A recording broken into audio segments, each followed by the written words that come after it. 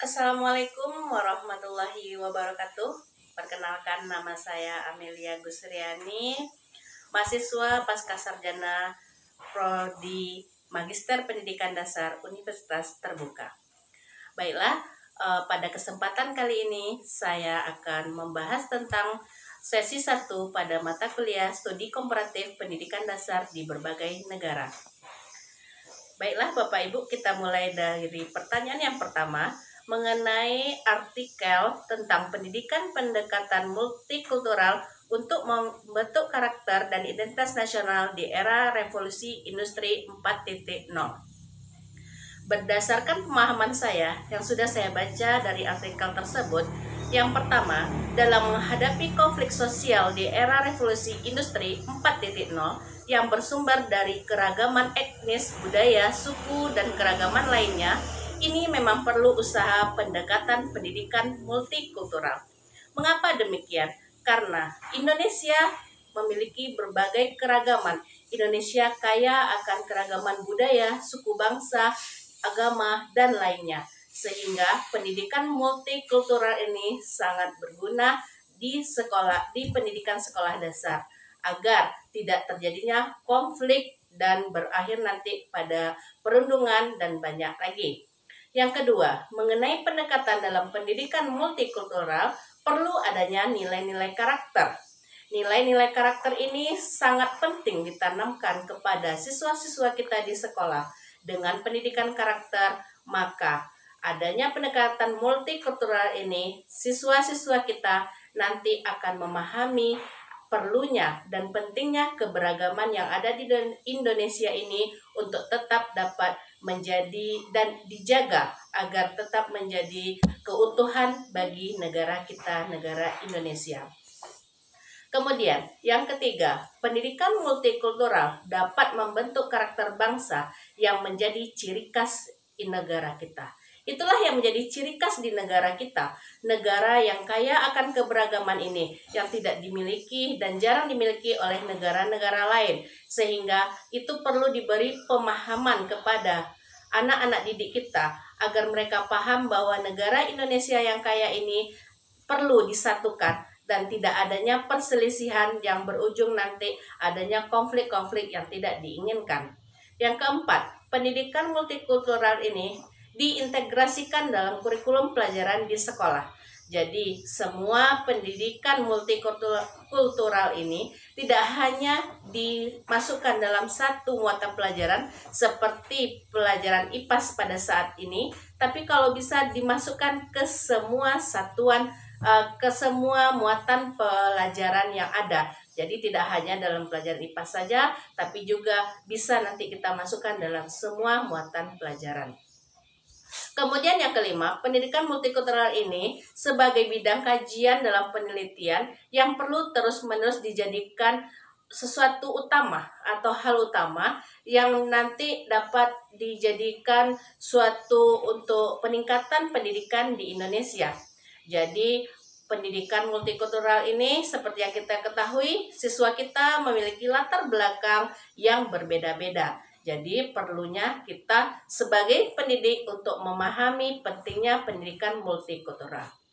Kita masuk kepada pembahasan yang kedua, bagaimana program pendidikan multikultural ini setelah diterapkan di sekolah saya. Saya mengajar di UPTD SDN 02 Halaban, Kabupaten 50 Kota, Provinsi Sumatera Barat. Kami sudah mulai melaksanakan pendidikan multikultural di sekolah.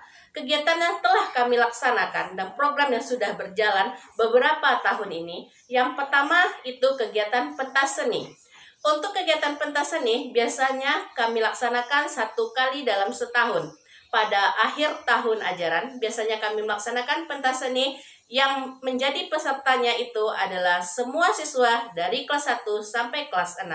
Kegiatan yang dilaksanakan itu menampilkan berbagai jenis tarian daerah dari seluruh provinsi di Indonesia, dan kita tampilkan pada kegiatan pentas seni ini yang dapat disaksikan tidak hanya oleh warga sekolah, tetapi juga dapat disaksikan oleh seluruh masyarakat sekitarnya. Yang kedua, dalam proses pembelajaran kita telah melaksanakan kegiatan diskusi. Kegiatan diskusi yang dilaksanakan di kelas itu dalam pembagian kelompoknya kita selalu melaksanakan pembagian kelompok secara heterogen. Jadi dalam setiap pembagian kelompok itu mereka tidak selalu bersama dengan teman-teman yang sama. Setiap muatan pelajaran nanti siswanya itu atau temannya itu selalu berganti. Jadi adanya pembagian kelompok secara heterogen dengan latar belakang yang berbeda sehingga siswa-siswa kita tidak memilih, tidak ada lagi memilih-milih teman. Yang ketiga, mengikuti pawai HUT RI. Ini pada pawai HUT RI kita mengambil tema Bhinneka Tunggal Ika, yaitu dengan menggunakan pakaian adat dari 38 provinsi yang ada di Indonesia.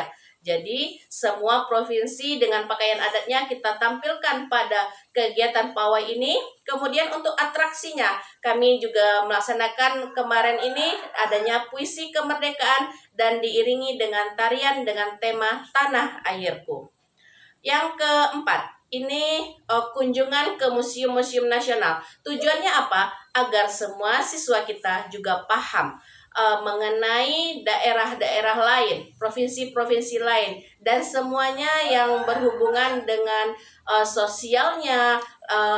Jadi mereka tidak hanya sekedar mengenal provinsi Sumatera Barat saja, tapi juga mengenal secara seluruh untuk Indonesia. Kemudian pembahasan yang ketiga mengenai film pendek Neoboy. Di sini yang dapat saya ambil makna dari film tersebut, yang pertama mengenai adanya perbedaan budaya, di mana kita lihat di situ, kita sudah sama-sama menyaksikan filmnya. Di situ seorang siswa dengan karakter yang berbeda, dia masuk ke lingkungan baru yang juga sangat berbeda budayanya dengan dirinya.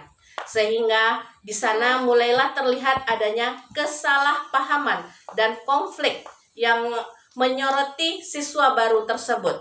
Dalam proses pembelajaran, dia sering dibully oleh temannya karena mereka tidak paham. Teman-temannya itu menganggap perbedaan itu menjadi sesuatu yang perselisihan, padahal sebenarnya mereka belum paham dengan perbedaan tersebut. Kemudian kita lihat lagi bagaimana anak tersebut berjuang mempertahankan identitasnya di tengah tekanan untuk beradaptasi dengan budaya baru.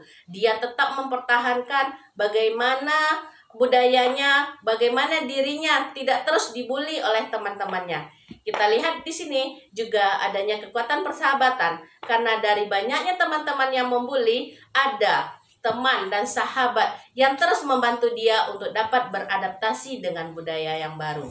Dan satu hal lagi yang penting yang dapat kita ambil hikmahnya di sini mengenai pentingnya empati dan pemahaman terhadap orang lain, terutama mereka yang berbeda dari kita. Jadi dari film ini sangat banyak kita ambil hikmahnya, bagaimana nanti kita juga dapat menerapkan kepada peserta didik kita di sekolah jika ada siswa baru dengan latar belakang yang berbeda masuk ke kelas dan ke sekolah kita. Di sana kita mulai menanamkan bagaimana empati dan bagaimana kita dapat menanamkan toleransi saling menghargai antar sesama. Itulah sesi diskusi 2, pemaparan dari saya. Salah dan janggal saya mohon maaf. Wabillahi taufiq wal hidayah. Assalamualaikum warahmatullahi wabarakatuh.